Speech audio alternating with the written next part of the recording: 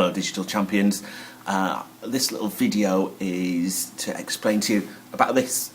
This is a flip digital video camera. It's a really simple thing. It has 4 buttons, 3 on the back there and 1 on the side. We're going to start with the one on the side, which just switches it on.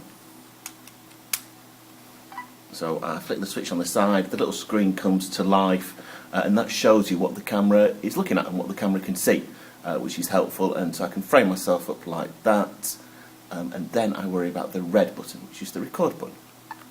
So I press that, the red light comes on the front so I can see that it's recording and frame up what I want to look at. So I'll get myself roughly in the centre of the frame. There's a microphone built into this, so this can hear what I'm saying as well, which obviously is a good thing. No moving parts in here, it just records. There's no tape or disc or anything like that, it just records onto memory built into the camera. You can get an hour of video on here, which is plenty for anything that you're going to do, especially if it's just video for YouTube or the internet or whatever. You don't want to go on for too long. And to stop it, I press the red button again, and that stops it recording. If I want to play that back, I press the play button there. So I press that, the red light comes on the front so I can see that it's recording and frame up what I want to look at. There we go, and so that's the video that we've just recorded. That's enough of that. And then when I've finished and I want to get this into the computer, I switch it back off, and this is why it's called a flip camera. 2 that on the side, and a little USB stick pops out, and that I can plug straight into the USB port on my computer and get this into Windows Movie Maker to start editing it, which is what we're going to do next. Okay, so what we're going to do now is get our camera, make sure that it's switched off, and then flip the switch on the side to pop out the USB stick, and then it can just plug into one of the USB ports on your computer.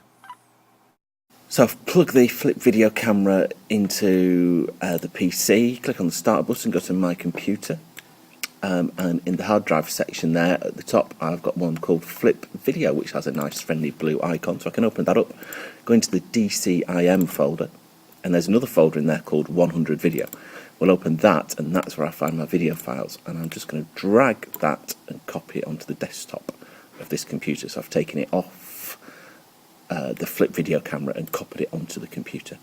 Then I'm going to go to all programs, and again on my computer into the core programs folder. It might be different on your PC, and go to the Windows Movie Maker file, and from in there I can then, in the left hand column, click on capture video and go to the import video sub menu and navigate my way to the desktop and open up that video file that I've just imported. It takes a few seconds for Movie Maker to scan it, and then I end up with my video mysteriously broken up into 3 bits in the collections panel. But in there I can play it and have a look at what I've got, see what clips I've got, and then if I like the look of it and want to keep it, I can drag those clips down onto the timeline at the bottom of the screen and arrange them into some sort of pattern.